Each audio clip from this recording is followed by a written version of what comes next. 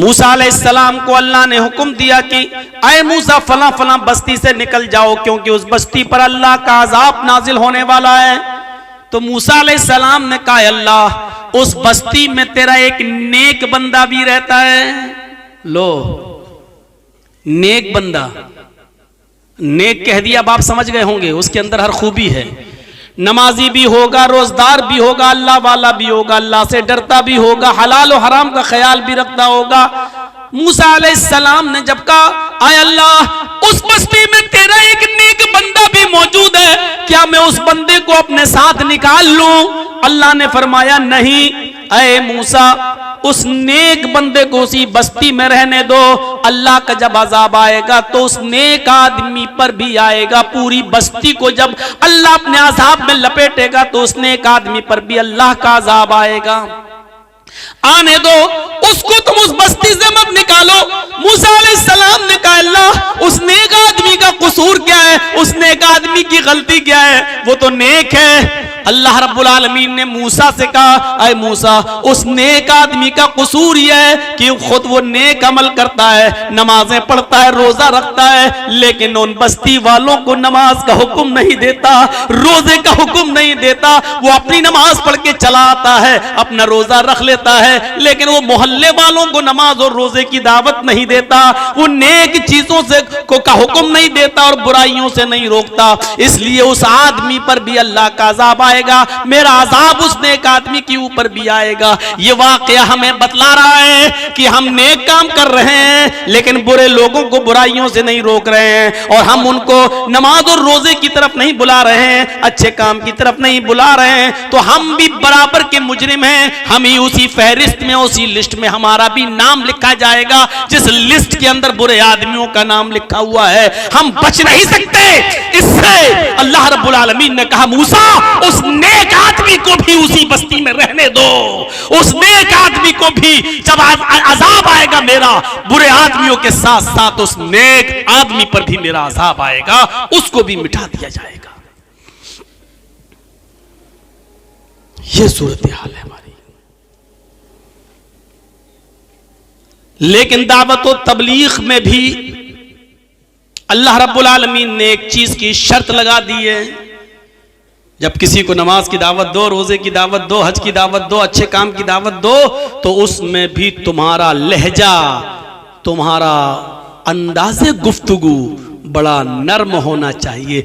उदउ इला सबील रब्बिका बिल हिकमह वल मौइज़तिल हसना। लोगों को जब अल्लाह के दीन की तरफ बुलाओ तो हिकमत के साथ, दूरंदेशी के साथ, होशियारी के साथ, अकलमंदी के साथ, व मौइज़तिल हसना, और बेहतरीन अंदाज से बुलाओ। जा रहे हैं साहब, कुछ लोग कैरम बोर्ड खेल रहे हैं, आप जब चल नमाज पढ़ने, ये अंदाज नहीं होना चाहिए। क्रिकेट खेल रहे हैं, मरोगे तो पता चला, बंद कर, चल नमाज पढ़ने, ये अंदाज नहीं होना चाहिए। जब आप दीन की दावत के लिए भी किसी को बुलाएं तो उसमें भी लहजा नर्म हो, जबान से फूल झड़ रहे हों, और हिकमत हो, दानाई हो, अक्लमंदी हो, दूरंदेशी हो। इस बात का कोई याद रखिएगा, इस बात को मलहूज़े खातिर रखिएगा। साहब क्या कर रहे हैं? Carrom board. देखिए यार, आप जो चीज खेल रहे हैं, शतरंज खेल रहे हैं, कैरम बोर्ड खेल रहे हैं, मालूम है अल्लाह के नबी सल्लल्लाहु अलैहि वसल्लम ने फरमाया कि जिसने शतरंज खेला या हर वो खेल जिसमें वक्त की बर्बादी हो और फायदा कुछ ना हो, और एक और मसला याद रखिएगा, हर वो खेल जिससे सर फूटने का डर हो और आंख फूटने का डर हो, इस्लाम की नजर में वो खेल हराम है। अब मत पूछिएगा मौलाना क्रिकेट जायज है कि ना जायज। पाबंदी मोल मत लीजिएगा, अपने ऊपर मुसीबत मोल मत लीजिएगा। अल्लाह के नबी के जमाने में क्रिकेट नहीं था, अब जर्जी साहब क्रिकेट की हदीस कहां से लाएं? एक उसूल बता दिया शरीयत ने, हर वो खेल जिससे सर फटने और आंख फूटने का डर हो, शरीयत में वो खेल हराम है। अब आपका हिसाब आसान हो गई है। चलिए नमाज के लिए। अल्लाह रब्बुल आलमीन हमारी हर हरकत को देख रहा है। आप नमाज पढ़ेंगे, आपको सवाब दिया जाएगा। हमें एक दिन मरना, इस दुनिया को छोड़कर जाना है। हमेशा के लिए कोई इस दुनिया के अंदर नहीं आया है, हमेशा आ भी नहीं सकता। जानते हो ना, एक बार अकबर बादशाह अपने गाल पर हाथ रखकर ऐसे सोच रहा था। बीरबल ने पूछा, अकबर बादशाह सलामत, क्या सोच रहे हो इतनी गहराई के साथ? दिमाग में क्या है?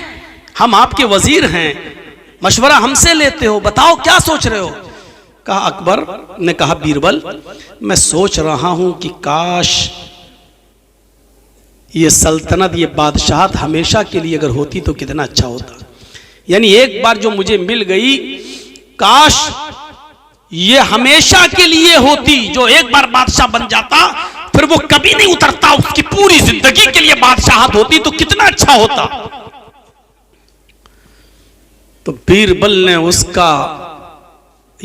उसकी सोच को एक ही झटके में ये कहकर खत्म कर दिया, अकबर बादशाह बात तो सही कह रहे हो, लेकिन अगर इस उसूल पर कायम हो जाए, अल्लाह रब्बुल आलमीन के इस उसूल, अगर अल्लाह ने ऐसा उसूल बना दिया होता तो आपकी बारी कैसे आती? आपसे पहले वाला बादशाह भी तो यही सोचता कि हम जिंदगी भर रहें और कोई ना आए, तो आपकी बारी कैसे आती है? कैसे आती? भाई अल्लाह रब्बुल आलमीन ने ये उसूल इसीलिए तो बनाया था कि सबको मौका मिल जाए, तो आपको भी मिल गया। हाँ यार तुम सही कह रहे हो, अगर यही होता तो फिर हमारा नंबर कैसे आता? कभी कभी बेवकूफ लोगों को भी बादशाहत मिल गई, ये सोचते रहते थे। तो हमें हमेशा नहीं रहना। अगर इस अंदाज से आप समझाएंगे तो याद रखिएगा, इस अंदाज से आपने समझाया तो जरूर वो आपकी बात मानेगा, और नहीं मानेगा तो आपका कुछ नहीं बिगड़ेगा, आपका कुछ नहीं बिगड़ेगा। मेरे भाइयों, आपने अपनी मेहनत की है, नहीं अब आपका कुछ नहीं बिगड़ेगा, आपकी जिम्मेदारी खत्म हो जाती है। हजरत इब्राहिम अलैहिस्सलातु वस्सलाम ने 99 साल तबलीग की, 99 साल तबलीग करने के बाद भी उनके ऊपर एक भी आदमी इस्लाम नहीं लाया। इस्माइल तो उनके बेटे थे, इसहाक तो उनके बेटे थे, हाजरा तो उनकी बीवी थी, सारा तो उनकी बीवी थी, लूत अलैहिस्सलाम तो उनके भतीजे थे। ये लोग तो खुद एक नबी थे, इस्माइल नबी थे, इसहाक नबी थे, लूत नबी थे मेरे भाइयों। लेकिन 99 साल मेहनत करने के बावजूद भी इब्राहिम अलैहिस्सलाम के ऊपर एक्स्ट्रा कोई आदमी ईमान नहीं लाया, अलग से कोई आदमी ईमान नहीं लाया, तो इसका यह मतलब नहीं कि इब्राहिम अलैहिस्सलाम की 99 साल की मेहनत बेकार हो गई। इस पर आदमी को निराश नहीं होना चाहिए, ना उम्मीद नहीं होना चाहिए। मेहनत कर रहा है, किया है, ठीक है। एक बाप अपने बेटे को पढ़ाता है, मेहनत करके पैसा कमाकर अपनी बच्चों की फीस पर खर्च करता है। 1 साल के बाद एग्जाम पे बेटा बैठता है, रिजल्ट आता है कि बच्चा फेल हो गया है। इसका मतलब यह नहीं कि बाप की मेहनत बेकार हो गई, नहीं, वो इस मर्तबा फेल हुआ है, फिर उसको समझाओ, फिर उसको माइल करो। हो सकता है कि उसने लॉकडाउन के मौके पर ऑनलाइन पढ़ाई के चक्कर में मोबाइल में ज्यादा दिमाग लगा दिया हो, अब मोबाइल में लगा रहता है, गेम खेल रहा है और तमाम चीजों में उलझ कर रह गया है, जिसकी वजह से वो कामयाब नहीं हो सका है। लेकिन ये कहना, आपके यहाँ इलेक्शन हो रहा है, 20 कैंडिडेट खड़े हुए हैं, आप जिसको जिताना चाह रहे हैं उसके लिए रातों दिन एक कर रहे हैं, मेहनत कर रहे हैं, पता चलता है नतीजे के वक्त कि आपका कैंडिडेट हार जाता है, दूसरा कैंडिडेट जीत जाता है। इसका यह मतलब नहीं कि आपकी मेहनत बेकार, आपने मेहनत की है, लेकिन आपको थोड़ा सा अफसोस जरूर होता है, वो होना चाहिए। लेकिन दावत और तबलीग का मामला ऐसा है कि यहां अफसोस की जरूरत ही नहीं है। आपने दावत दी, उसने माना तो ठीक, आपको सवाब, नहीं माना तब भी आपको सवाब, क्योंकि हिदायत देना ना देना आपका काम नहीं है, हिदायत देना और ना देना ये अल्लाह रब्बुल आलमीन का काम है। तो मेरे प्यारे साथियों, हमें ये सोचना चाहिए, उदउ इला सबील रब्बिका बिल हिकमति वल मौइज़तिल हसना। कितनी प्यारी बात कही जा रही है, उदउ इला सबील रब्बिका बिल हिकमा, लोगों को हिकमत के साथ, होशियारी के साथ, दानाई के साथ अल्लाह के रास्ते की तरफ बुलाओ, दीन की तरफ बुलाओ, दावत और तबलीग की तरफ बुलाओ, वल मौइज़तिल हसना, और उसलूब अच्छा होना चाहिए। जब मक्के के अंदर, जब मक्के में भी इस्लाम फैला, मदीने में भी, मेरे भाइयों, अब इस जरूरत पड़ी कि इस्लाम का प्रचार दूसरे शहरों में कराया जाए, जरूरत पड़ी कि दूसरी सिटी में भी इस्लाम का प्रचार हो। तो हजरत मुआज़ इब्न जबल को अल्लाह के नबी सल्लल्लाहु अलैहि वसल्लम ने यमन का गवर्नर बनाकर भेजा। मुआज़ इब्न जबल को जब यमन का गवर्नर बनाकर भेजा तो आपने मुआज़ इब्न जबल से कहा, आए मुआज़, यमन की तरफ तुम जा रहे हो, यमन की तरफ तुम जा रहे हो लोगों को दावत व तबलीग देने के लिए, इस्लाम की तरफ बुलाने के लिए, तो आप उनको इस्लाम की दावत कैसे दोगे? सुनिए, हिकमत देखिए, होशियारी देखिए, दानाई देखिए। बताओ तुम यमन के लोगों को दीन की दावत कैसे दोगे, यमन के लोगों को दीन की तरफ कैसे बुलाओगे?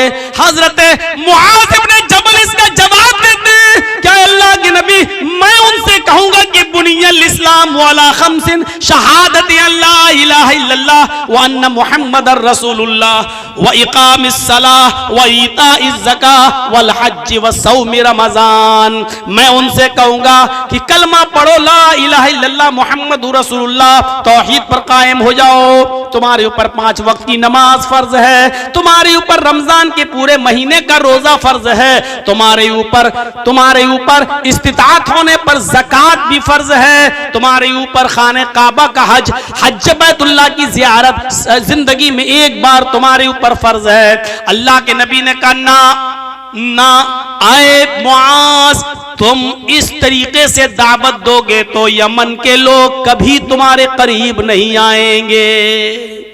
इस्लाम की बुनियाद कितनी चीजों पर है?